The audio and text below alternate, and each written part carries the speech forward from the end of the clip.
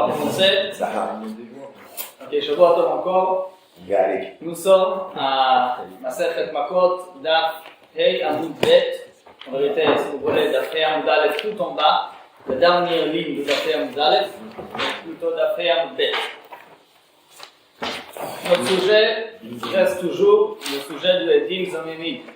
Oui, les témoins comploteurs. Je vous rappelle au cas, il y a deux témoins qui viennent de dire et ils disent que telle et telle personne a fait quelque chose, soit il doit l'argent, soit il doit recevoir le malkot, le coup, ou bien, encore pire, il est chayav mita. Il dit une de ces trois choses, et on retrouve. Et après, viennent d'autres témoins qui disent on ne sait pas qu'est-ce qui se passe avec ce que vous dites, comme on a fait la semaine dernière, mais vous ne pouvez pas témoigner de cela. Pourquoi? Parce que vous allez témoigner que telle personne, par exemple, va tuer dans tel endroit, dans tel moment, et à ce moment-là, vous êtes à un autre endroit. Alors vous n'êtes pas en mesure de témoigner ça, alors ce que vous dites est forcément faux. Alors la Torah nous dit que dans ce cas-là, on croit les derniers témoins, les deuxièmes témoins arrivants, plus que le premier, et alors, ce témoignage, qu'on va l'appeler Iman Wa'ite, le témoignage, vous étiez avec nous, ce témoignage-là, pour nous, c'est une preuve que les premiers témoins, ils étaient faux. Maintenant, la Mishnah nous dit que, ça c'était le cas de la Mishnah. Maintenant, à la fin de la Mishnah, Daf Hei Amud Aleph, il y a une machloket Chachamim et Rabbi Yehuda. À quel point on peut prendre ce dit que le deuxième couple de témoins est cru plus que le premier. On a parlé d'un cas spécifique. Il ne faut pas le confondre, et c'est pour ça que je le répète, pour bien comprendre le cas. Il y avait deux, on va dire, Reuven et Shimon, les premiers deux témoins, qui disent que Yosef a fait quelque chose, Yosef a tué quelqu'un. Par exemple. Ça c'est Reuven et Shimon. Après, arrive Lévi et Yehuda, et ils disent non, vous dites qu'il a tué quelqu'un à tel endroit, à tel moment, mais à tel moment vous êtes à un autre endroit. Iman Wa'ite. Dans ce cas-là, on croit le deuxième. Ce que j'ai oublié de dire, ce qu'on connaît tous, dans ce cas-là, quand on croit le deuxième plus que le premier, qu'est-ce que la Torah nous dit? Il faut faire au deuxième, au premier, ce qui était retrouvé faux, la même chose que vous auriez pu faire au premier, ce qui est aussi sur l'argent, au deux coups, ou même de triomphe mita, par exemple ici dans ce cas-là, c'est qu'il a tué, alors c'est eux qui seront tués. La question est qu'est-ce qui se passe? Si après, il y a un deuxième couple de témoins, et ça c'était les Sachar Zouloun, qui disent, nous on a vu Yosef à tel endroit, à tel moment, qui tuait Binyamin. Et à nouveau, vient le Lévi et Yehuda, et ils disaient aussi, Iman Wa'ite, vous étiez aussi avec nous à ce moment-là, à ce jour. Donc deux fois. Deux fois la même chose. Apparemment, il y a déjà 4 personnes qui étaient avec eux. Et la Mishnah, elle continue. Et après, encore deux. Ça dans le Naftali, Gad, Asher, et ça avance. Et à tout le monde, ils disent Iman Wa'ite.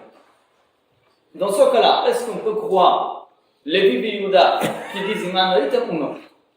Parce qu'il y a quand même quelque chose d'un côté, et on n'a pas de preuve que c'est faux. Normalement, quand la Torah elle nous dit que quelqu'un dit Iman Wa'ite, je l'y crois plus que le premier. Ça sont d'un côté.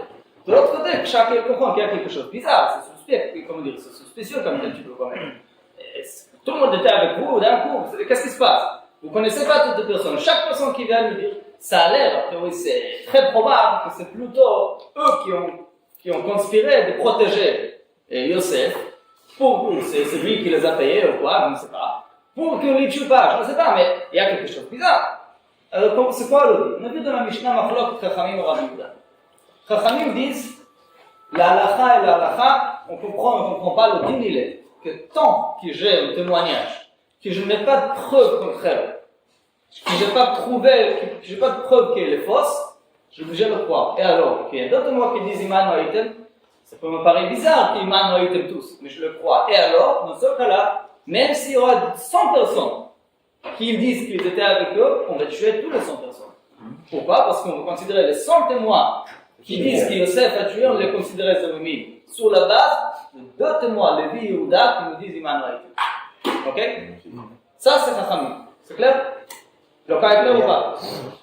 Rabbi Yehuda, Rabbi Yehuda dit une expression istatit. Il dit, je ne peux pas croire. Les juifs Yehuda, je ne les crois pas, je les considère istatit. Rashi dit, c'est comme sota.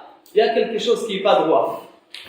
C'est suspicieux, on ne peut pas croire. D'autres témoins qui disent à n'importe qui, tout le monde qui arrive pour un certain sujet, vous êtes avec nous.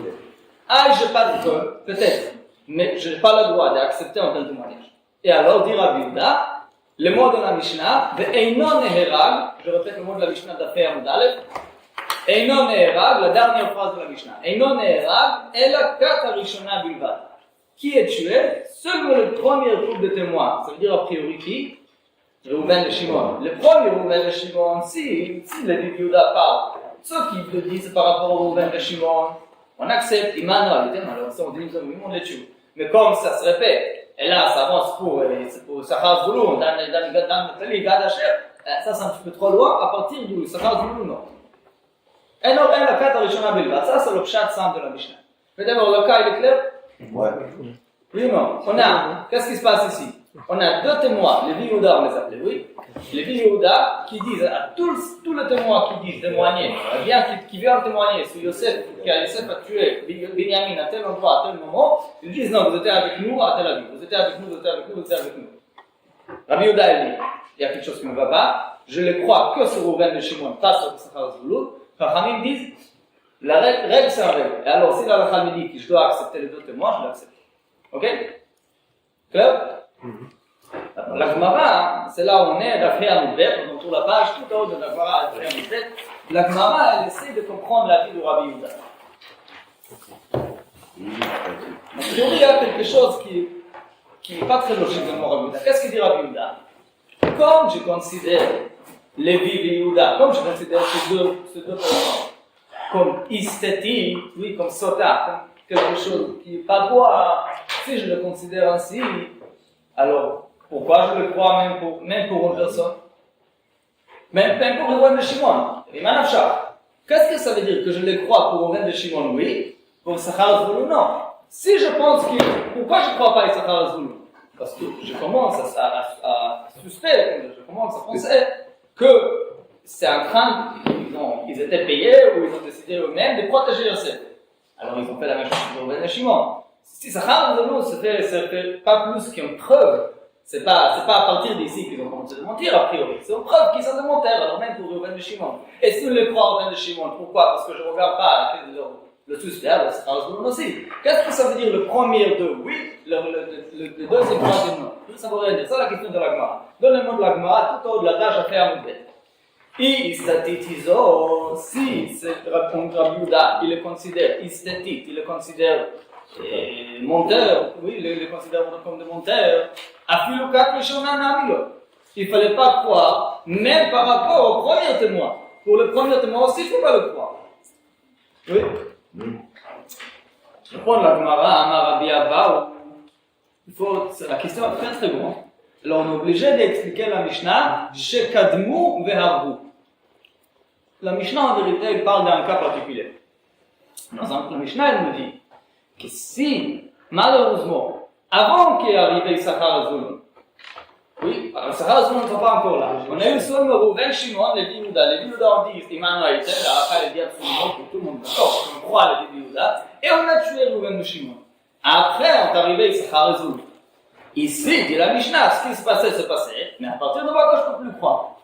Mais en vérité, demain, si on va avoir ce cas et on ne va pas tuer Reuven de Shimon, est-ce qu'il tue Reuven de Shimon? Non. Alors, Rabbi Abba, il répond, mais en vérité, la halakha, c'est sûr, la logique est vraie, ce qu'il me dit, c'est vrai. Rabbi Yehuda, il croit ni pour Reuven de Shimon, ni pour Sachar Zvulun, pour poisson. Seulement, le cas de la Mishnah, il est qu'on a tué. C'est déjà fait. Comme ça, dit Rabbi Abba.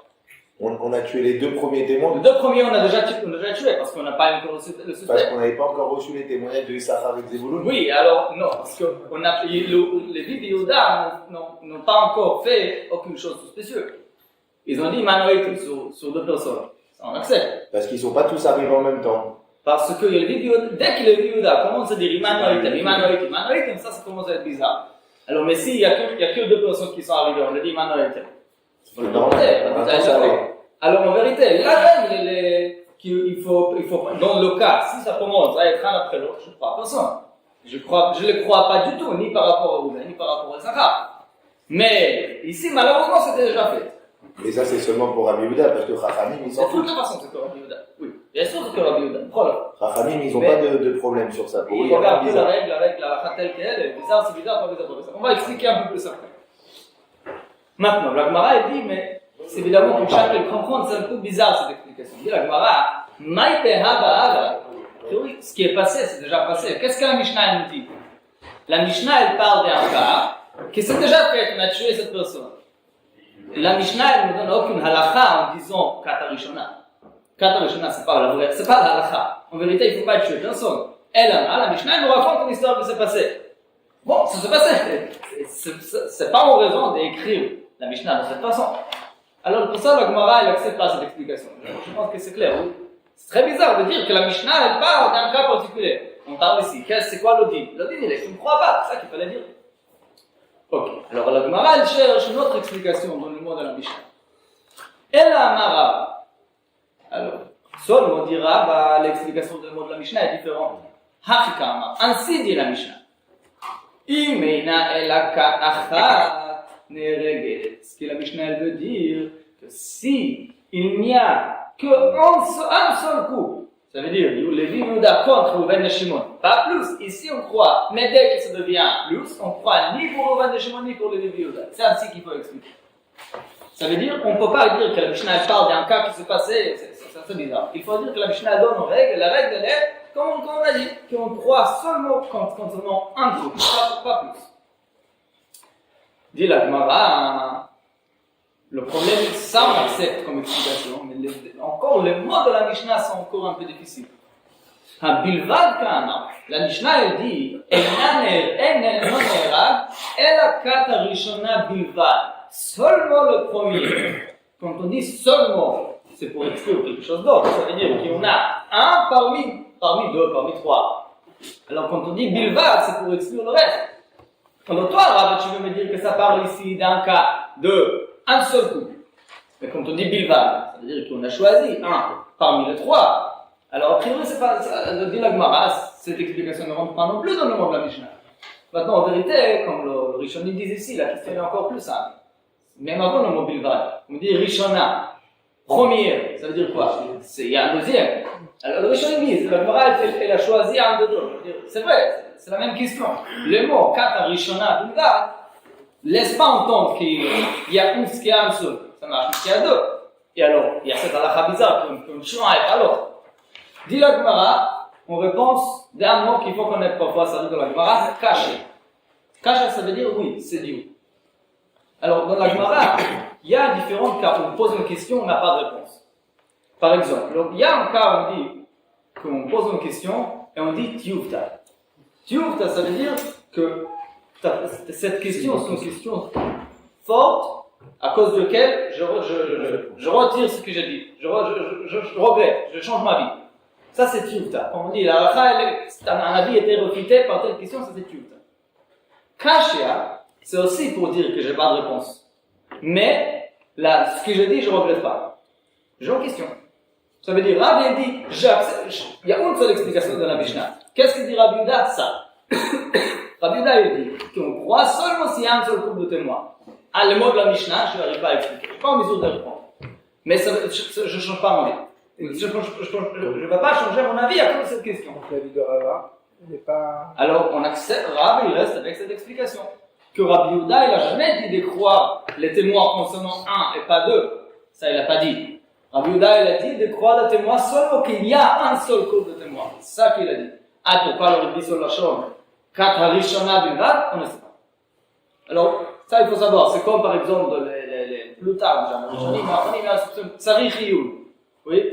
On reste avec nos questions, mais c'est pas pour dire qu'on regrette ce qu'on a dit. Ok? Il nous reste quelque chose à comprendre. Adna al-kol panim, pour résumer. Halakha le-maaseh, machlokat Rabbi Yehuda et Chachamim. Autrement de ceux qu'on peut comprendre dans la Mishnah, les filles Chachamim, on les croit même pour 100 personnes, les filles Rabbi Yehuda, on les croit pour 0. On ne les croit pas du tout. Dès qu'on a un suspect, on arrête tout, on ne peut rien faire avec ce on se balance sur les mots qui disent Emmanuel et Emmanuel. C'est clair? Si c'est vrai Ça se trouve, c'est vraiment. Si c'est vrai. Comment ça se trouve? Si, il y aura d'autres personnes qui vont dire Iman Noïtem. Les deux groupes, ils étaient vraiment avec moi. Mais pour Rabbi Yehuda, ça commence, c'est suspicieux, c'est bizarre. D'un coup, je ne connais pas cette personne, il n'y avait rien de particulier de ce moment-là, juste le moment qu'ils disent qu'il est tué, bidou, vous étiez avec eux. Je sais pas. Il faut peut-être ramener une raya, mais il ne faut pas dire que. La question est bon quand même. Je pense que ça va être un peu plus clair avec la suite. Mais ça tient la vie. Pardon. Vas-y, le travail. C'est-à-dire que là, dans ce cas-là, on se soit on acquitte tout le monde, la logique, c'est soit on acquitte tout le monde, soit on dispense tout le monde. Soit, la question est soit on accepte le témoignage ou pas. On a deux personnes qui disent Iman Noïtem sur 100 personnes. Qui ne le connaissent pas. Ils disent Iman Noïtem, Iman Noïtem, Iman Noïtem, Iman Noïtem. Chaque personne qui arrive, ils disent Iman Noïtem. Maintenant, alors, soit je considère ces deux personnes comme des vrais témoins, alors ce qu'ils disent, il faut accepter, ou je les considère comme des menteurs, parce qu'ils disent, il ne faut pas accepter. Mais les autres, on a fait quoi Quoi? Les autres, on les Si on accepte, alors il faut tuer. Hein? Abdullah, ils ont tué. Même pas. La Khal et Maaser, Abdullah, il croit, s'ils ont des menteurs, on ne les croit pas. On les croit seulement s'il n'y avait pas deuxième Iman Noïtem. C'est ça la règle que dit Rabbi Yehuda en vérité. Je crois Iman Noïtem pour un coup, pas plus.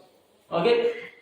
Moi, je comprends pas pourquoi ça tient pas l'avis de dire de Rabbi Yehuda que quand Elakat Arishon Alibad, oui, bien sûr, voilà, on les a tués d'abord. Moi, je savais pas qu'il y avait des gens qui venaient. Mais c'est pas la ça veut rien dire, c'est pas la fin. Je vous raconte une histoire triste.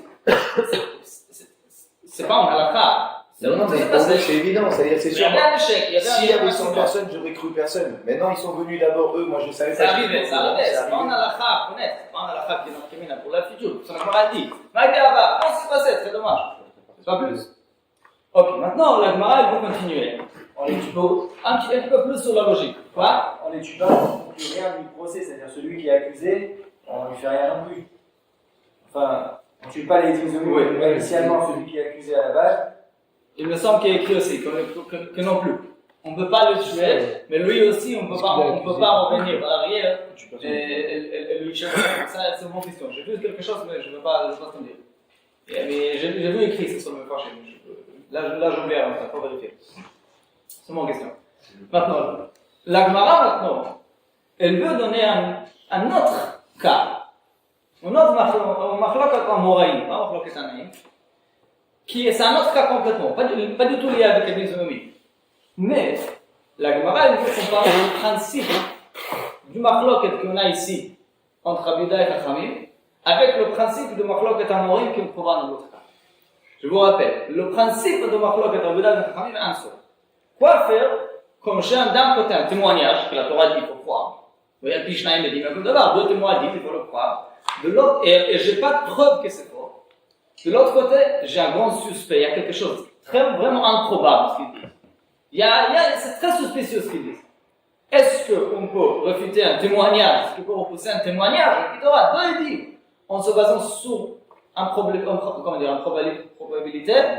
ou non? Il faut avoir une preuve. Comment juger un cas pareil? Maintenant, la Gemara, elle va donner un cas complètement différent. Des témoignages, rien à faire avec les ennemis, qui est aussi suspect un petit peu, de notre raison. Et la Gemara va comparer le suspect ici et le suspect là-bas, voir est-ce que c'est la même idée ou pas. Mais d'abord, la Gemara va raconter une petite anecdote concernant ce marché. Regardez le cas. Il y avait une histoire, il y avait une femme qui a dit quelque chose à Bédi pour se protéger, pour soi-même, pour son propre intérêt. Elle a ramené des témoins comme preuve de ce qu'elle dit.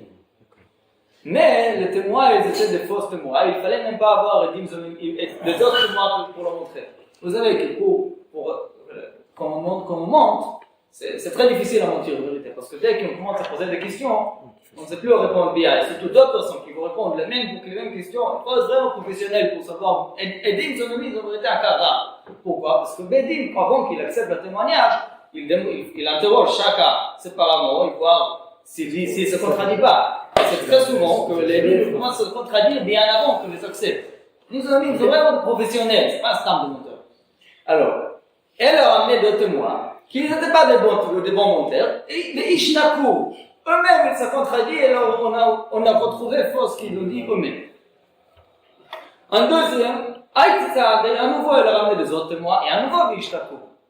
Elle ramène 2 fois des témoins, parce que Rouben et Shimon, là, c'était les Bibliouda, mais dans les 2 cas, nous, c'était clair pour nous que c'était des menteurs. Rouben et Shimon, les Bibliouda, déjà 2 fois. Maintenant, Asla, Aïti Saad et Achrini. Après, elle a ramené 3e couple de témoins, de Loïshtaku. Et là, ils ont passé à travers de toute l'interrogation, ils ont tout bien répondu, tout était bien. La question, elle est maintenant. Est-ce que, maintenant, devant moi, il y a des bons témoins, je n'ai pas de preuves, il faut l'accepter. Ou, de l'autre côté, on ne peut pas éviter, on ne peut pas dire qu'il y a quand même un problème. Derrière eux, il y a une femme, qui on a déjà vu qu'elle apparemment elle a payé 2 personnes déjà, je ne crois pas, c'est pas par hasard, 2 personnes elle a payé, qui sont pas arrivées. Alors, soit je vais dire que s'ils ont passé par interrogation, ça veut dire qu'ils sont aimés, ou bien qu'ils sont des menteurs professionnels. Comment il faut regarder ça? Encore une fois, en vérité, c'est la même idée, bien que ce n'est pas le même cas. Ici, c'était des dîmes qui disent Immanualité. C'est ça le suspect. Ici, c'est des dîmes qu'on n'a pas de suspect sur eux, mais ils sont là, au service d'une femme qui a déjà ramené des fausses témoins. Maintenant, juste pour une chose, quand on dit qu'on a un suspect sur elle, c'est pas forcément pour dire qu'on pense que ce qu'elle dit est faux. C'est la date. Ce qu'elle dit peut être vrai. Parce que c'est possible qu'elle a pensé qu'elle ne va pas avoir de témoins. Elle a ramené des fausses témoins pour se protéger. Bien que ce qu'elle dit c'est faux. Bien que ce qu'elle dit c'est vrai. Là, on a une question pas concernant ce qu'elle dit. Concernant les dîmes. Est-ce qu'à nouveau c'est des fausses témoins que je n'ai pas le droit d'accepter parce que j'ai déjà vu 2 fois qu'elle a fait la même chose? Ou non, devant moi et devant témoin, je ferme mes yeux. Alors ici, il y avait un machloket amoraï. Amar Reish Lakish pas. Dans ces cas-là, si t'imagines, c'était vrai que c'est la J. Tu peux rien faire. Dire quoi? Parce que tu peux, il n'y a pas des dîmes. T'es obligé d'aller des dîmes de On n'y parle pas. Parce que sans les dîmes, Non, maintenant on a la question. Maintenant on a 3 couple de témoins qui sont bien. La question est, tu l'acceptes ou pas? Comment le considérer? Il y a quelque chose de spécial d'un côté, de l'autre côté, ils sont bons. Alors, il y avait un machloket amoraï, regardez. Amar Reish Lakish. Le Reish Lakish, c'était un amorat d'Eretz Israël. C'était le lève, plus que Talmid Chaver de Rabbi Yochanan. Le grand amorat d'Eretz Israël. Le premier génération d'Amoraïm. Amar Reish Lakish, Huchzeka Zou. Cette femme, elle a établi sur elle-même un certain statut d'une femme qui amène des faux témoins. Alors, on ne peut plus accepter des témoins qu'elle ramène. Une fois qu'elle a fait 2 fois, c'est assez suspicieux pour accepter des faux témoignages pour les mêmes. C'est 3 fois, là, c'était 2 fois. C'est une bonne question. Tout d'abord, il faut savoir qu'il y a un avis de règle qui dit que Chazaka c'est 2 fois. Pour Pikour Nef, on accepte cet avis-là, ça déclare la même chose. Mais la deuxième chose, c'est pas forcément Chazaka. Il dit c'est surtout bizarre. Il dit c'est pas par hasard. 2 fois c'est arrivé comme ça que le monteur ici d'un coup c'est des bons témoins. Rabbi Reish Lakish dit j'accepte tout le témoignage à cette histoire de cette femme. Ça c'est Reish Lakish. Amar Rabbi Elazar, avec lui il y avait un autre amorat d'Eretz Israël qui s'appelle Rabbi Elazar. Je ne sais pas, on n'a pas comprendre. Il y a Rabbi Eliezer, il y a Rabbi Elazar, c'est 2 noms différents. Avec Yud c'est Rabbi Eliezer, sans Yud c'est Rabbi Elazar. Rabbi Eliezer c'est un Tana. Rabbi Eliezer de Nopus, Rabbi Eliezer Agadol, comme pour Rabbi Akiva, avec toute l'histoire de lui, ça c'est un Tana. Rabbi Elazar, il y a aussi Rabbi Elazar Tana, il regroupe Rabbi Elazar ben Ara, ou Rabbi Elazar de Rabbi Shimon. Après même il y a un Tana, Stam, Rabbi Elazar, sans indiquer son père, mais qui est aussi un Tana. Comme dans la Mishnah, on a Rabbi Elazar, c'est Rabbi Elazar ben Shamoua. Mais dans la Gemara, la Mora Rabbi Elazar, qui était à l'époque de Rabbi Yochanan, de Lakish, David, à cette époque-là, il s'appelait Rabbi Elazar ben Pedat. Ok? Mais Rabbi Elazar la Mora, pas compris. Là on parle de Rabbi Elazar la Mora d'Eretz Israël. Amar le Rabbi Elazar, il a répondu à Rabbi Reish Lakish. Pour ce cas, je peux accepter qu'elle a établi un certain statut dans le monteur. Quand Israël vit au secours, est-ce que tout l'âme Israël qui vont dire un mot maintenant, à partir de maintenant, je le considère des faux témoins, ça veut dire quoi? Il dit, oh, c'est 2 témoins devant moi, je ne les connais pas. 2 témoins cachés qui disent, je ne contredis pas, je dois accepter. T'as un chazaka sur quelqu'un d'autre, ok, elle a monté, c'est pas grave, tu connais, je suis d'accord. Mais pour moi, je ne peux rien faire. A priori, ils disent une chose qui ressemble beaucoup à notre Mishnah. Presque la même approche, a priori. Quand le Gemara va arriver à ça tout de suite. Là, on dit, Rish Lakish dit, il y a un suspect, alors j'accepte pas ça. J'accepte plus de témoins. Rabbi Elazar, il dit, je suis d'accord qu'il y a quelque chose de bizarre, mais devant il y a des témoins, rien contre eux. Il n'y a pas de preuve sur eux, alors il faut avancer. Mais avant d'avancer avec la comparaison de deux cas, ce cas-là et le cas de la Mishnah, la Gemara raconte une petite anecdote. Zimni, plus tard, un moment plus tard, Havuyatri Kamei de Rabbi Yochanan. Tous les deux, Rish Lakish et Rabbi Elazar, ils étaient considérés comme des élèves, mais des élèves très proches de Rabbi Yochanan. Rabbi Rish Lakish et Rabbi Elazar. Et tous les deux, évidemment, respectaient Rabbi Yochanan comme leur maître. Ils étaient assis tous les deux devant Rabbi Yochanan.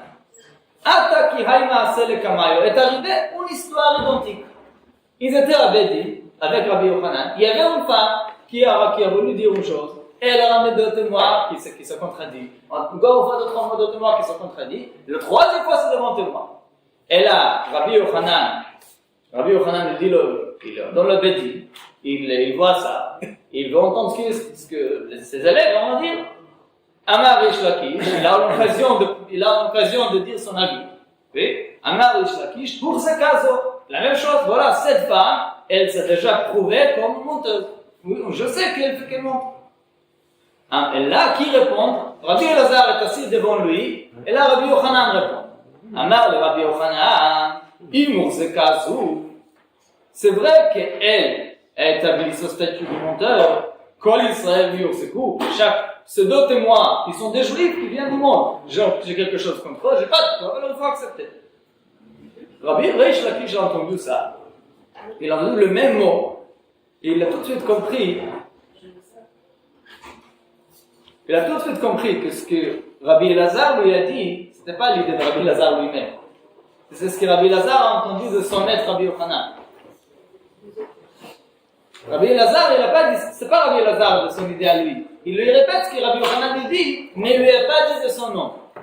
Alors Rish Lakish était très gêné, parce que Rish Lakish il s'est dit, si je savais que c'était le mot de Rabbi Yochanan, j'aurais pas dit ça devant lui. Si tu m'aurais dit la première fois qu'on a parlé entre nous que c'est Rabbi Yochanan, j'aurais pas osé dire ça devant lui. Pourquoi tu m'as mis à cette situation? C'est-à-dire, et pour ça, Hadar. Chaz et Rabbi Elazar bichout. Il a tourné sa tête envers Rabbi Elazar et il a regardé d'une manière bichout. Ça veut dire ce qu'on appelle aujourd'hui, je sais pas, il a fait la tête. Travers. Il a des travers. Comment? Des travers. Comme ça, oui, il regarde de manière qu'est-ce que tu m'as fait?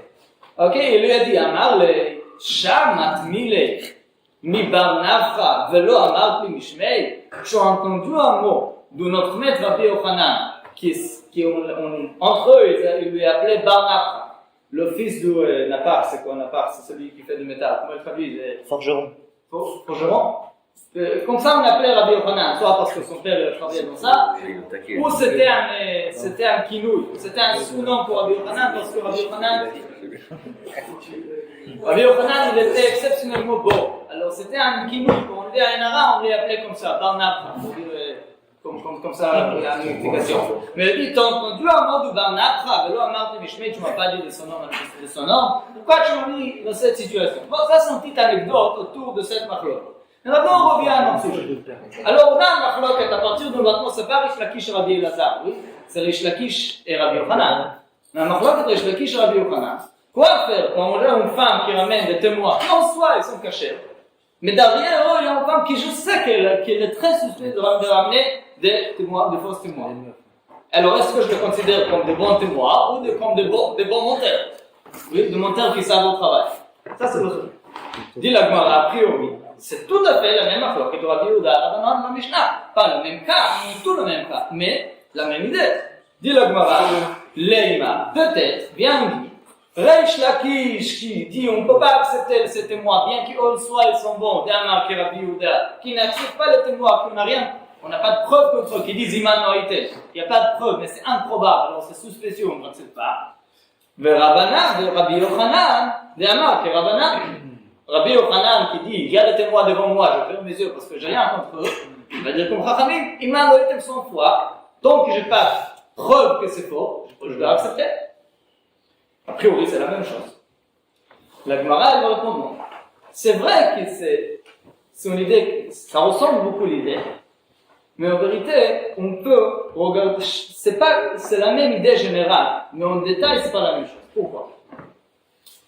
Rachaka, Rabbi Yochanan et Reish Lakish, ils vont nous dire maintenant, Rabbi Yochanan qui dit d'accepter le témoin, il dit, c'est ici où j'ai dit accepter le témoin. Mais dans la Mishnah, je peux être d'accord avec Rabbi Yehuda aussi si je veux.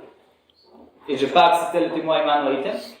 De l'autre côté, Rabbi Yochanan qui a dit, ça c'était Rabbi Yehuda. De l'autre côté, Reish Lakish qui a dit de ne pas accepter le témoin. Il dit, dans la Mishnah, je peux dire avec comme Rabbanan, parce que le cas de la Mishnah, le suspect que j'ai sur les dîmes de la Mishnah, et le suspect que j'ai des dîmes de ce cas-là, il est différent dans les deux sens. Hein? Bien, on verra dans le mot de la Mishnah, dans le mot de la Gemara. Amar lecha Reish Lakish va nous dire, Anna, toi tu penses que moi je tiens comme Rabbi Yehuda, c'est pas vrai. Anna de Amri lach, afilo de Rabbanan, moi je peux te dire, moi je suis d'accord même avec Chachamim dans la Mishnah. Dans le cas de la Mishnah, de Edim qui dit 100 fois Iman Item, je vais dire aussi la même chose, j'accepte. Bien que j'ai un suspect. Ici je vais l'accepter. Pourquoi?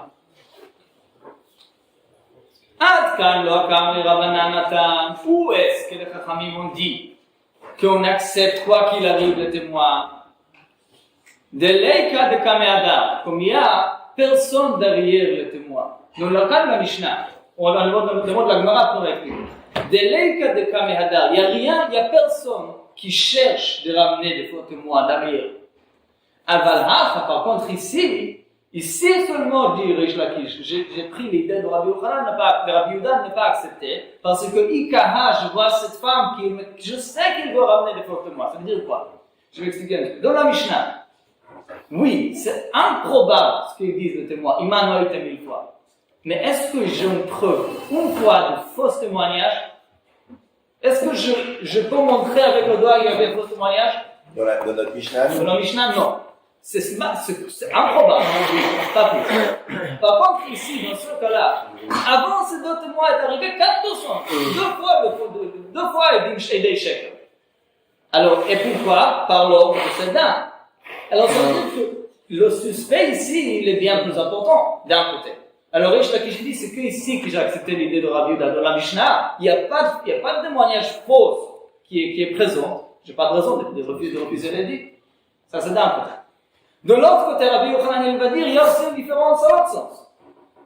Rabbi Yochanan, Rabbi Yochanan, moi je peux te trouver une différence entre le suspect ici et le suspect là-bas, de l'autre sens. Anna d'Armi a toujours de Rabbi Yehuda, dans la Mishnah, si je veux, je peux accepter la vie de Rabbi Yehuda. Pourquoi? Où est-ce que Rabbi Yehuda il a dit de ne pas accepter le témoignage? C'est Hatam dans la Mishnah. Pourquoi? Parce qu'on voit les témoins, on écoute ce qu'ils disent, on me dit, tout le monde était avec vous. C'est improbable, ce que les témoins ils disent, c'est improbable dans la Mishnah.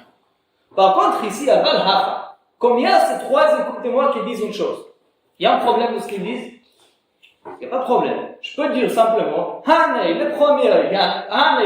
dernier, il regardait ça, ils savent ce qui s'est passé, le dernier ne savait pas. Pour expliquer un petit peu plus, dit Rabbi Yochanan, le suspect dans le deuxième cas, d'un côté il est plus grand parce qu'il y avait des faux témoins comme il dit Reish Lakish, mais Rabbi Yochanan de l'autre côté, il n'est pas sur le témoin en question. Les deux témoins qui sont devant moi, ils disent une chose tout à fait normale. Ils disent une chose qui est probable, qui est normale. J'ai pas de suspect. J'ai un suspect sur eux, sur elle, pas sur eux. Et c'est possible qu'elle, là, enfin, elle a trouvé de bons témoins. Eux-mêmes, ils sont bons. Dans la Mishnah, c'est pas une question sur quelqu'un d'autre derrière. C'est une question sur eux. Ce qu'eux, ils disent est improbable. C'est là-bas où Rabbi Yehuda dit non, vous voyez? Alors oui, l'idée reste ici, est-ce qu'on peut refuter des témoins en se basant sur un suspect, un clair? Mais c'est pas le même suspect. Dans la Mishnah, d'un côté, il n'y avait jamais un faux témoignage concret que je peux montrer, comme preuve. Et de l'autre côté, ce qui gère, cette improbabilité qui gère, il est dans le témoin même. C'est pas derrière par quelqu'un d'autre. Ici, par contre, c'est dans l'autre sens. D'un côté, dans le cas de Yochanan et Reish Lakish, d'un côté, il y a une femme qui est ramenée des faux témoins déjà. C'est pas improbable. C'est possible que c'est faux. De l'autre côté, le problème les témoins devant moi, ils sont bons. J'ai pas de preuve contraire contre eux-mêmes, alors je l'accepte. C'est pour ça qu'en vérité, c'est pas tout à fait la même affaire, et chacun il peut prendre Rabbi Yehuda et Chachamim comme il veut. C'est deux manières comment comprendre le Machloket Uda et Chachamim. Ok? C'est clair? Alors ça, c'est pour le Machloket Rabbi Uda et Chachamim, et avec la finesse rajoutée par Rish Lakish et Rabbi Uda. Ok, la prochaine Mishnah, la prochaine Sugya, la deuxième Mishnah. La Mishnah, la première Mishnah. Oui? Matniti, Mishnah. La Gemara, la Mishnah maintenant va toucher la question qu'on a déjà mentionnée quelques fois dans la Gemara. La Mishnah et la Braïta ensuite. Dans quel moment dans le procès on peut tuer les 10 homonymes, tuer ou finir, on va dire de manière plus générale, bien que la Mishnah parle de tuer, c'est plus simple. On peut tuer les 10 homonymes à cause de ce faute-là de faire des homonymes. J'explique la question. Le procès, il a 3 étapes. Le procès, il a 3 étapes, comme on a vu un petit peu la semaine dernière. La première étape, c'est ce qui s'appelle Kabbalat et doute. Que les témoins, ils arrivent, ils parlent, on les interroge, on accepte, ok. Il y avait Haggadah, ils ont parlé, on les a acceptés, on a entendu ce qu'il a dit. Ça, c'est la première étape. La deuxième étape, ça ne suffit pas encore, ok, on a le témoignage, mais peut-être la Torah, même si c'est arrivé, mais la Torah, elle dit qu'il n'est pas tout. Il y a une discussion entre les Dayanim. Ok, si quelqu'un fait ça dans cette situation, dans cette circonstance, comme les Dim disent, ils sont aidés à mettre. On l'a accepté, mais c'est pas encore, on ne va pas le tuer tout de suite. Il y a une discussion, est-ce qu'à l'Afrique, on va mettre les Chayav? Il y a une discussion, et après, on va pas avoir un rôle. Oui, il faut avoir une majorité importante, au moins 2 personnes de plus qui sont des Chayav.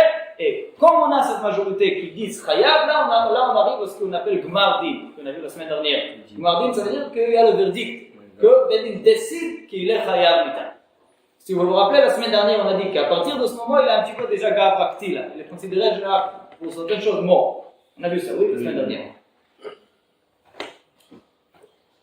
Maintenant, la troisième étape, c'est effectivement d'accomplir le verdict, comme le tue. Maintenant, ici on dit qu'il y a Edim, après il y a d'autres témoins qui disent qu'ils étaient homonymes, Imanoïté. Dans quel moment on arrivait le Edim Imanoïté? Si Edim, il y avait par exemple que le premier étape, il y avait Kabbalat et doute. Mais au moment de la discussion entre les Dayanim, on retrouve qu'ils étaient Imanoïtés. C'est quoi le Edim ici? Est-ce qu'on est déjà Chayav Mita ou pas? Voilà tout de suite dans la Mishnah. Le deuxième état, c'est peut-être qu'il y avait déjà le Gmardim, pas encore tué, et là on est arrivé les Yudaï, c'est Imanoït. Ou bien, après quand c'est un peu trop tard, oui, on ne peut plus sauver la personne. La personne a été déjà tuée. Mais au moins, on peut le revenir maintenant, ils disent Imanoït, c'est vous êtes Chayav Mita maintenant. Dans les 3 étapes, où est-ce qu'ils sont Chayav Mita? À partir du quand et aussi jusqu'au quand. Ok? Alors on aura ici, pour ce sujet, un Mishnah et un Braïta. La Mishnah, elle va traiter la question à partir de quel moment. La Braïta, elle va traiter la question jusqu'à quel moment. Ils se complètent en l'autre, c'est un sujet. On verra la Mishnah. En haedim zomemim neiranim, ad sheyigamer alim. On ne peut pas tuer les 10 zomemim en se basant sur le témoignage Iman Haïtem seulement si le Gmardin, le verdict est déjà arrivé. Seulement, ça veut dire que le deuxième témoin qui dit Iman Haïtem est arrivé, pas au moment de la discussion, après le Gmardin. Après le verdict, seulement là. Mais si les Imanoïtim disent Imanoïtim avant le verdict, alors bien sûr, on ne va pas tuer maintenant. Bien sûr qu'on ne va pas tuer maintenant la personne. On ne va pas tuer les dix non plus. On annule l'aide. Oui, ça, oui, on n'accepte plus l'aide. Mais on ne va pas les punir en tant que dix. C'est quoi la différence? On verra dans le Mishnah tout de suite. À partir de quand eux, ils sont Chayav Mita, si le verdict est arrivé, et après, ils vont devenir des homonymes. Et le chidouche, il est, même, pour le moment je dis le mot même si la personne n'a pas été encore tuée. Ils n'ont rien fait encore, oui. Ils ont fait un Gmardin sur la personne, mais ils n'ont pas encore tué en personne, a priori ils ne sont pas Chayav Mita. Dit la Torah, ils sont Chayav Mita. Ça, c'est le dit de la Mishnah concernant la question, à partir de quel moment ils sont Chayav Mita. On a mentionné ce halakha plus de fois. On a mentionné surtout la deuxième halakha, juste au moment. Ça va être après, on va aller. C'est valable aussi s'ils veulent innocenter la personne. Quoi? S'ils veulent innocenter la personne. Ils disent non, lui il n'a pas tué, c'est pas meurtrier, il n'a pas tué. C'est un crachat, ça c'est pas un ça c'est un crachat, on a appris ça. Que si les témoins se contradisent, on laisse tout est suspendu, même après Gmardin, c'est pas des ennemis. On ne croit ni l'un ni l'autre. Les deux c'est quand il arrive. Ils disent Imanoïté. ils disent on ne sait pas ce qui s'est passé, mais vous étiez avec nous. Dans ce cas-là, alors si ça a été avant le verdict, alors on sauve la personne évidemment, mais on ne va pas punir les dix-onés. Non, il dit donc que Reuven, il est le suspect. Et Shimon et Lévi, ils disent Reuven, il est innocent. Et puis d'autres sur le livre disent Emmanuel Iten. Comment tu peux savoir s'il est innocent ou pas? Non, ça veut dire quoi? Qu'est-ce que ça veut dire qu'ils disent les innocents? C'est pas arrivé?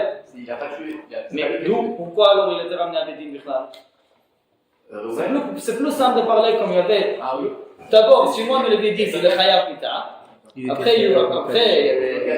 Après, les Judas et Sahara, ils nous ont arrivé, ils disent vous êtes humanoïdes. Alors, encore une fois, si ça se passe avant le verdict, on sauve tous. Et lui, il est sauvé, bien évidemment, parce qu'il n'y a pas de témoin qui disent qu'il est Khayab, mais on ne croit pas. Mais on ne les punit pas non plus. Ils n'ont rien fait encore. S'il y avait le verdict, bien qu'il le dit, ils n'ont rien fait a priori. Ils vont dire, mais il le dit encore, on les tue quand même. Voilà. Il repasse, il n'y a pas de conséquences. Après, le mardi, c'est déjà une conséquence. Il repasse devant le Bédine. Voilà. Il repasse devant le Bédine. Sinon, on ne pas. Ok, bien entendu. Ah. Non, c'est que s'il a déjà été mis par le Bédine, et ensuite il y a des témoins qui sont arrivés, Alors, bien sûr, on ne va pas le tuer. mais si, On va le tuer à eux. si si l'acte allait passer, Si c'est déjà, on verra après. On en parle. Ok, continuons. On continue ou pas? Si on va continuer, ça va être plus facile. On va essayer de comprendre ensemble. Dis la Mishnah. Cette halakha qu'on vient d'énoncer n'est pas évidente. J'avais. Hatzedukim omrim ad she'yeh. Et comme on le sait, à l'époque du deuxième Beth Amikdash, il y avait deux sectes comme ça, de Tzidukim ou Baïtosim, les élèves de Tzadok et Baïtos, qui ont révolté un petit peu les Chachamim, et ils n'ont pas accepté la tradition orale, la Torah Sheba'al Peh, de sorte qu'ils ont expliqué les psukim selon leur propre avis. Alors, Tfilin Ben Einecha, c'est ici, Aliyatcha, c'est ici, etc. Plutôt chez Mikra, ils ne connaissent pas la tradition. Ça, c'est les psukim. La même, parce qu'il y avait plusieurs problèmes avec les psukim, comme on le sait, c'est il y a plusieurs psukim de la Torah. Une des choses, c'était ici. Les psukim disent que même s'il y avait le verdict, ils ne sont pas encore khayab, ils n'ont rien fait. Où est-ce que les 10 amorim sont khayab mita? Et c'est a priori logique. Seulement si la personne, le pauvre, a été tué, alors c'était de votre rime, ils sont khayab mita. Et ils disent pas seulement logique, ils ont un passou. Sharazdukim omrim, Akshei Harek, c'est seulement s'il a été tué qu'ils sont khayab mita. Et c'est quoi leur source? Les Zdukim, comme leur habitude, ils ramènent un passou. Chez Neymar, Nefesh Tachat Nefesh. Maintenant, c'est pas le bon passouk, c'est Nefesh Ben Nefesh. C'est deux psukim qui ressemblent beaucoup, mais c'est pas le même. À ce sujet-là, c'est Nefesh Ben Nefesh, comme Rachid dit. Le passouk, il dit que la raison pourquoi on tue les Dimzomimim, c'est on a un contrat. Nous, ça veut dire qu'il s'agit de quelqu'un qui a tué. On a un contrat, qu'il a tué. Amrou, les Chachamim ont répondu ou non. Les Chachamim, d'où les Chachamim savent qu'ils sont khayab mita même, et je dis encore le mot même si la personne n'était pas encore tuée, seulement s'il y avait le verdict. Là, il y a un passage où ils disent V'asitem lo, c'est pas si simple que ça, V'asitem lo, kasher zanam la'asot le'achiv, ve'harei achiv kayam. C'est compliqué. Les Chachamim disent la chose suivante. On dit qu'il faut le faire, ce qu'ils ont comploté faire à leurs frères, ce qu'ils ont voulu faire à leurs frères, oui. Maintenant, dit la Gemara la chose suivante qui est un peu difficile, dit la Mishnah la chose suivante, un peu difficile à accepter, mais dans la Torah, il y a un passage, il y a une Gemara comme ça à Sanhedrin qui dit aussi que dans la Torah, quand la Torah elle parle de son frère, ça veut dire son frère juif, pas son frère, son frère juif, la Torah elle dit cette expression seulement quand on parle de quelqu'un en vie. Quand on parle de quelqu'un qui est déjà tué, on ne va pas appliquer le mot son frère. Pourquoi? Bonne question. Ok, on dit les Chachamim. Si on dit V'asitem lo, kasher zamam la'asot le'achi, je ne sais pas si c'est vrai, mais c'est vachement aussi que c'est lié avec le mot chai qui a dans le mot achi. Je ne vois pas le rapport, mais c'est vachement comme ça dans la Gemara. Kasher zamam la'asot le'achi, ça veut dire ce qu'il a voulu faire à son frère, qu'il est encore en vie, le'achi. Ça veut dire qu'on va les tuer même s'ils sont frères de vie.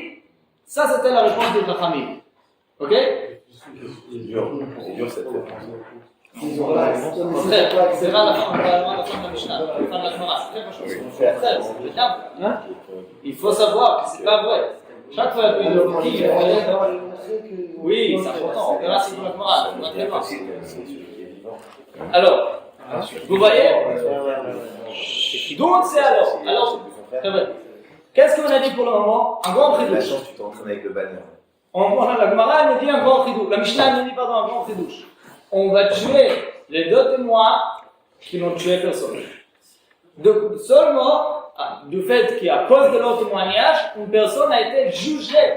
Oui, il y avait un verdict sur une personne qui est le Chayav Mita, pas plus. Sur ça déjà, ils sont Chayav Mita. Pourquoi? Parce qu'il y a écrit qu'Asher Zamam la Sot le Achi, et donc le Achi, il est Adam là. Le frère Adam est encore en vie. Maintenant, comme tu as dit avant, c'est vrai que le Rishonim, ils disent qu'en vérité, c'est encore plus simple que ça. Le fait même qu'Asher Zaman, comme on dit qu'Asher Zaman, ça veut dire quoi qu'Asher Zaman? Comme il a complété de faire, ça veut dire qu'il n'a pas encore fait. C'est le qu'Asher Assa le Achi, on dit qu'Asher Zaman.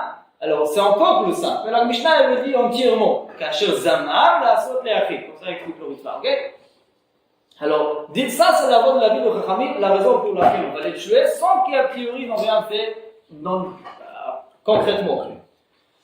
Maintenant, אם ככה עדי לגמרא נומר, la question du Fouki, mais bon, אם כן, למה נאמר נפש בנפש? A priori, alors c'est pas un contrat, ils n'ont rien fait à la personne. dit la Mishnah, Yachol Misha Shekiblou Edutan Yarou. Parce que j'aurais pu croire que si c'est déjà Kacher Zaman, la saute les Afrique, peut-être dès lors qu'ils ont parlé des bombes de Dieu, dès qu'ils ont accepté leurs paroles, c'est déjà une économie. Ils avaient Kacher Zaman, la saute les Afrique. Pour ça, on dit non, Yarou. Peut-être on va les tuer déjà du fait qu'ils ont parlé des bombes de Dieu. Dans le mouvement, Nefesh Nefesh, pour dire quoi? C'est d'ici on a pris cette halakha. Ça veut dire on a deux psukim a priori contradictoires. D'un côté on dit un contre un, comme disent les psukim. Alors, il faut qu'il y ait quelque chose qui s'est passé avec cette personne. De l'autre côté, on dit que la personne est encore en vie. Arrive, comme la Gemara dit, ça représente quelqu'un qui est en vie. Si on trouve cacher Zamam là, ça va arriver encore là. Alors la Mishnah, les Chachamim ont trouvé un chemin au milieu. Et ça c'est quoi? Ni le premier étape du Kabbalah et doute, ni le dernier étape de l'accomplissement du verdict, mais quoi? Le verdict même, Gmardi. Et comme on a appris la Mishnah la semaine dernière, je vous rappelle qu'à partir de Gmardi, la personne est déjà considérée tuée pour certaines halachot. Alors c'est oui, âme contre âme. Oui? Ok. Alors comme on a dit, ça c'était la Mishnah. La Mishnah, elle a touché la question, elle a parlé de la question à partir de quand on accepte, à partir de quand on punit le témoin. Pas jusqu'au quel moment. On a dit à partir de quand, pas à partir de Kabbalah et doute, et non plus à partir de Harigat général, à partir de verdict. Maintenant, jusqu'au quand est-ce que c'est déjà trop tard? Ça c'est la braille. Tania. Et on va être Tania. Beribi Omer. Beribi, je dirais que c'est un prénom d'un chacham, d'un Tana. On ne dit pas parce qu'on ne le connaît pas forcément. Beribi Omer, il complète un petit peu le mot de la Mishnah. Il dit Lo hargu ne'eragim, hargu en ne'eragim.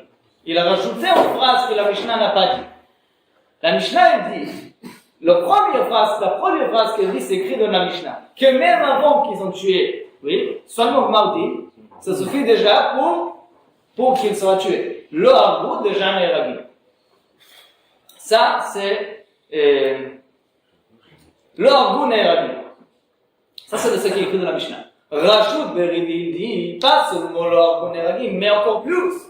Hargou, si c'était déjà tué, c'est trop tard, on ne peut plus tuer. Et ça veut dire que les Chachamim avec les Tzdukim, c'est Minakatse et Lakatse. Les Tzdukim ont dit que s'ils n'ont pas tué, on ne tue pas. S'ils ont tué, on tue, oui. Les Chachamim disent bien le contraire. Tant qu'ils n'ont pas tué, s'il y avait seulement le pardon de tuer, s'ils ont déjà tué, alors non. Ok? Ouais, j'ai pas capté. Dans la Mishnah, qu'est-ce qu'on a dit? Qu'à partir du quand on peut tuer les témoins, les 12 ennemis, à partir du verdict et pas avant. Ça, c'est la Mishnah.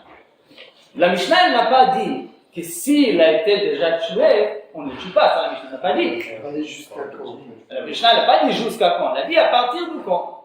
Mais elle n'a pas dit jusqu'à quand. Dit la Braïta, elle rajoute. Pas seulement qu'on ne les tue pas jusqu'au qui avait le verdict, et il ne faut pas attendre le mardi, il ne faut pas attendre qu'il sera tué, encore plus. S'il sera tué, c'est trop tard. C'est que C'est seulement elle limite le temps. La Gemara, elle vient indiquer que c'est un bon ridouche, et c'est a priori très bizarre. S'ils n'ont rien fait a priori, alors oui, s'ils n'ont fait quelque chose, alors non. C'est bizarre a priori. Elle apprend du passouk en fait de Hariv, qu'il était vivant. Alors, mais le problème il est que le passouk en soi, par exemple, le passouk qui dit Kasher Zama, Là, on aurait pu comprendre. le passouk qui dit Kasher Zama velo Kasher Asa, le passouk qui dit Achriv, qu'il est encore en vie, a priori ça veut dire une chose, même Kasher Zama, même s'il est en vie, on va le tuer. Mais pourquoi limiter seulement s'il est en vie? C'est pas logique. Il dit la Mishnah, non. Sur le passouk il a parlé du cas de Kasher Zama, c'est seulement Kasher Zama, et non Kasher Asa. C'est seulement quand son frère est en vie, pas plus. Ce qui est a priori très étonnant. Quand la Braïta va continuer tout de suite avec une question. Mais ça, c'est ce qu'il dit. Oui. Mais ça, juste pour ajouter, il faut savoir qu'il y a le Ramban sur le Chumash. Pas du tout. Le Ramban sur quoi? Non, j'ai posé. Le Ramban sur le Chumash, il donne juste pour avoir une petite explication sur cette halakha, a priori étonnante. Il dit une chose intéressante. Il dit que quand Bedin, juste avant le pasuk de Edim, il y a écrit que le Bedin sont le Fnei Hashem.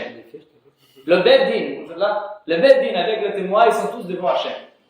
Et le Ramban il nous dit pour savoir que si Bedin fait quelque chose, même si après ça s'est retrouvé comme heureux, comme à cause de Edim, si la personne a été tuée, ça veut dire qu'il devait être tué.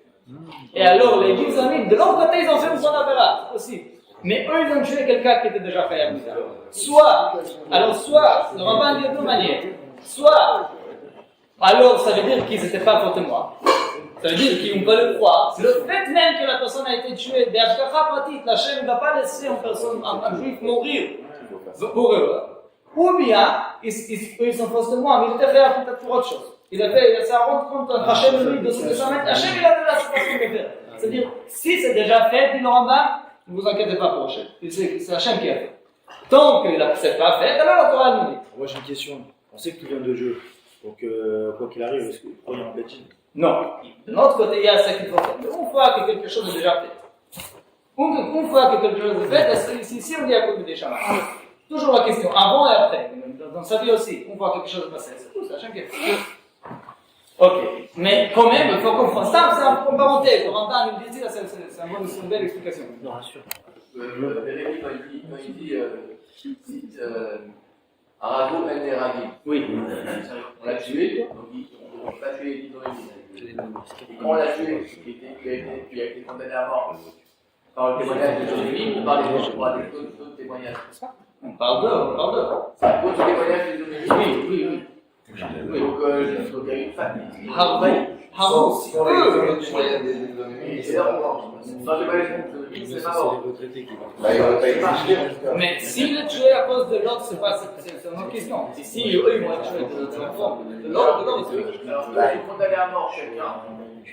Ils l'ont tué. Et il peut dire il a le tue pas.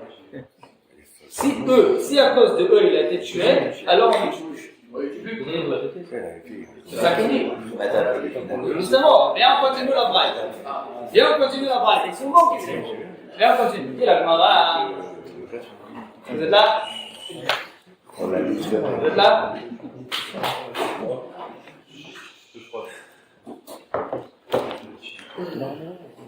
Amar Ravi, le père du Bérébi, il était présent. Il a entendu son fils qui étudie. Il dit, la Kalvachomeru. Il dit, c'est pas un Kalvachomer. Si, quand ils n'ont pas tué, la Mishnah dit qu'on les tue. Bien sûr qu'ils ont tué pour le tuer. C'est une svara le plus simple possible. C'est Kalvachomer. Répond son fils Amar, son fils Bérébi lui dit, regardez la manière comment un fils parle à son père. Limadetan ou Rabbeinu. Mon maître, vous avez nous apporté. Ça veut dire, il parle à son père, dans son rab. Limadetan ou Rabbeinu she'en onshin minadi. Il y a une règle qu'on ne peut pas tuer, on ne peut pas mettre, on ne peut pas punir, comme alcool, comme l'ita, en se basant sur ce qu'on appelle din, kol vachomer. une logique. Si c'est pas écrit, si c'est pas Malakha de Moshe Missinaï, je peux pas m'appuyer sur mon Kheshbon, même si c'est un calcul le plus évident possible. Comme ici, je peux pas m'appuyer sur ça parce que moi, avec mes svarot, je peux toujours faire la faute. Tant que c'est pas écrit, je ne peux pas. Alors, dis le Iberbi. La Torah elle dit qu'Asher Zamam la Asot la Achim, tant qu'il est en vie. C'est ça que la Torah elle m'a dit. Toi, tu veux dire, bah, c'est encore plus forte raison s'il n'est pas en vie. Pour toi, c'est encore plus forte raison. C'est pas écrit, alors on ne peut pas en manger.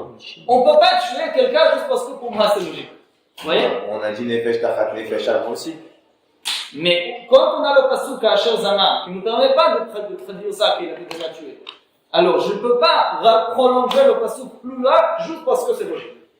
Ouais. C'est marqué dans le bloc à Charzaman. Je me ferai ce qu'il a voulu faire à son frère qui va. Mais il a voulu le tuer. Et ils l'ont tué. Alors, alors ça déjà, ça la Torah n'a pas parlé. La Torah n'a simplement pas dit, il n'a rien dit sur ça.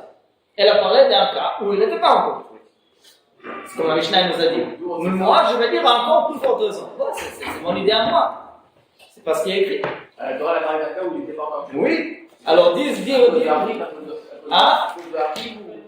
Arrive, Kasher Zamam, tous les deux. Alors, le père de Bérébi veut dire, bon, la Torah elle a parlé même dans ce cas, mais encore plus forte raison dans le cas plus 13.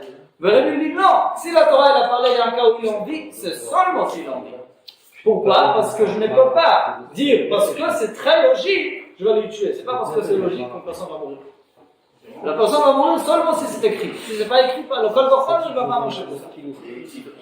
D'accord, moi je fais c'est pas écrit. Il a pas tué quelqu'un, il a tué quelqu'un. C'est le bras, c'est pas Rotzer. Non, c'est grave, il n'y a pas écrit dans la Torah que celui qui fait ça, il est fait la vida. Il n'y a pas écrit. Au contraire. Ah? Ça, c'est encore autre chose. C'est déjà une explication un petit peu spirituelle, comme dit le Ramban.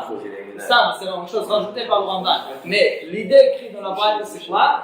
Que je ne peux pas venir de mes svarot, qui sont très forts, encore plus importants. Très bien. Mais je ne peux pas m'appuyer sur ça pour que lui moure.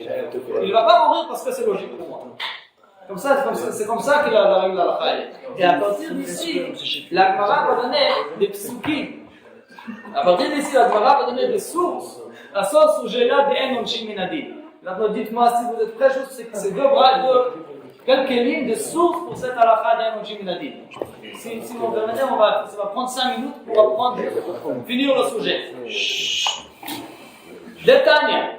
On a un braïta, d'où on sait qu'Enonchim Minadi, d'où on sait qu'on ne peut pas punir une personne seulement se basant sur le fait que c'est logique. Donc, calme. Détail, regardez un cas. Isha sherikach et achoto bat aviv ou bat imo. C'est lui qui se marie et a des relations, des rapports avec sa sœur. Avec sa sœur, on connaît tous, sa sœur va. Mais le passouk il dit bat aviv ou bat imo. Il parle de soit la frère qui est la fille de son fils n'est pas la fille de ta mère, ou le contraire.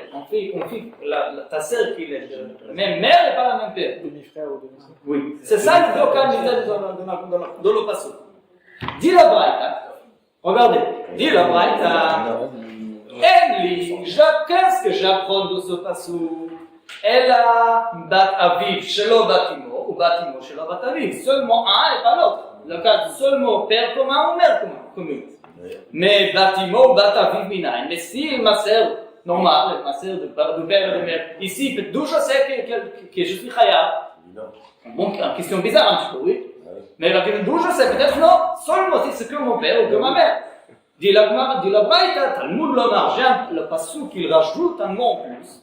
Il dit, Ervat Achoto Gila. Le passou qu'il termine, comme c'est ta sœur, comme tu as eu le rapport avec ta sœur, tu es khaya. Pourquoi le passou qu'il répète? Il veut dire que n'importe quelle sœur, même, oui, encore plus fortement, comme on relève la sœur qui est le de père et de mère. Dit la Braïta, mais pourquoi il y a besoin? Vous me tournez. Dis la Braïta. Dis la Braïta, pourquoi j'ai besoin de ce passage en plus? Ad shelo yomar, même s'il ne veut rien dire, yesh li badim. C'est kal vachomer. Im anash al bat aviv shelo batimo, batimo shelo bat aviv. S'il a déjà puni, il a donné la punition de karet sur une, pas sur l'autre, bat aviv ou batimo le kol sheken. c'est le plus évident, bien sûr. Bien sûr que la serre de deux côtés elle va être khayab. Pourquoi il y a besoin d'un mot de plus? Dit la Braïta, Halamadata, on apprend de là, She'en Omshin Minadi, qu'on ne punit pas en personne en se basant logique. Tout à fait évident, hein? Il n'y a pas de question dans cette logique. C'est logique, mais ça ne suffit pas pour tuer ce projet. Ok? Alors on voit que pour les tuer, la Torah a rajouté encore un mot. Dit la Braïta, continue. Onesh Shaman, Azhara Minaim, on a déjà appris ça il y a 2 semaines. La Torah, elle dit jamais en punition sans écrire la Azhara, l'avertissement, l'interdit. Le Anash, elle est Kenezir. Alors, dans la punition, on a déjà appris qu'on ne peut pas punir en se basant sur le Kalvachon. Mais pour la Azhara, peut-être pour avertir, que sache, si tu le fais, tu khayab vita ici, on peut le refaire en se basant sur le Kalvachon. Continue la Braïta, elle dit, Talmud Lomar, c'est le pasuk qui nous interdit à le faire. C'est pas le pasuk qui énonce la punition, c'est le pasuk qui interdit. Et là, il dit, et à nouveau, dit la Braïta, en li la bataviv, shelo batimo, batimo, shelo bataviv. Bataviv ou batimo minai. Talmud Lomar, Ervat batesh et avicha, envolé de avicha, achotcha hi. Tout un pasuk contient pour ajouter le mot achotcha hi. Nous, à nouveau, Hachelo Yomar, pourquoi il faut rajouter ça? Yesh li biladim, c'est logique. Maï mozar al batimo, shelo bataviv. Ou bataviv, shelo batimo. Si déjà on interdit, on met que le père commun, ou la mère commune. C'est déjà assourd, bataviv ou batimo, le point cheken. Alors on apprend de là, à la madata, she'en mazirim minadim. Ok? Alors, Atkan, c'est le sujet d'un Mazerim Ladin. Alors, en vérité, le fait que Hargou, en Eragim, le fait que si les témoins ont fait en sorte que la personne a été tuée à cause de leur fausse témoignage, on ne le tue pas, bien que c'est, a priori, c'est pas logique du tout, comme on ne peut pas se baser sur Kalvachomer pour tuer une personne, pour tuer le témoin. Ok? La femme termine la Gemara, maintenant la Gemara elle revient sur la Mishnah concernant la question à partir de quel moment. On a dit qu'à partir de quel moment les dîmes sont khayab mita, on a dit seulement à partir de Gmardim par après aussi, mais surtout par avant. Dit la Gemara, Chayavei Malkiyot Mina. La Mishnah elle a parlé d'un cas de mita. Et on a dit que le cas de mita, il faut que ce soit nefesh benefesh, oui, que ce soit déjà gmardi. Mais pour Malkot, c'est pas nefesh benefesh. A priori, Malkot, peut-être on va le punir même avant le gmardi, même pendant le Kabbalah. Dit la Gemara, Talmud Lomar, Racha, Yam Gzera Shava. On a déjà appris dans la Gemara, Gzera Shava, entre Chiyuv, Malkot et Mita. On a appris ça par rapport qu'on ne peut pas faire Mita la Chatzaïm, Malkot la Chatzaïm. Peut-être la semaine dernière, Yam Gzera Shava, le mot Racha est écrit pour Malkot, le mot Racha est écrit pour Chiyuv Mita. Alors de même manière que pour Chiyuv Mita, on ne le punit pas avant le Gmardi, la même chose pour Malkot. La dernière fois, Chayavei Galuyot Minai, qu'est-ce qui se passe avec le cas de dîmes qui ont témoigné que quelqu'un il a tué Béchogé. Maintenant, je vous rappelle, qu'est-ce qu'on fait avec eux dans ce cas? Ils n'ont pas galou. Malkot. Oui, mais c'est pas le même cas de Malkot avant. Là-bas, c'est des dîmes qui ont témoigné que quelqu'un est khayab Malkot. Alors là-bas, il y a écrit Racha. Dans le cas du Galout, il n'y a pas écrit Racha. C'est eux qui vont être khayab Malkot, mais c'est un autre cas. C'est pas le cas du Racha. Alors ici, d'où on sait que le Malkot prévu pour des témoins qui ont témoigné que quelqu'un a tué Béchogé, qu'il ne reçoit pas avant le Gmardi, dit la Gemara, on ouvre Gzera Shava, Rotseach. Le mot Rotseach est écrit pour Chiyuv Galut, le mot Rotseach est écrit pour Chiyuv Mita. Alors dans les deux, on apprend de la même manière que pour Chiyuv Mita, on dit que les livres ne sont pas khayab tant qu'il n'y avait pas le verdict. La même chose aussi pour Chiyuv Galut, les Malkot plutôt, sur les livres pour Chiyuv Galut, vont pas appliquer avant le Gmardi. Bon, apparemment la Braïta qui nous reste, on va déjà faire la semaine prochaine, mais on va avec la prochaine Mishnah. Merci beaucoup.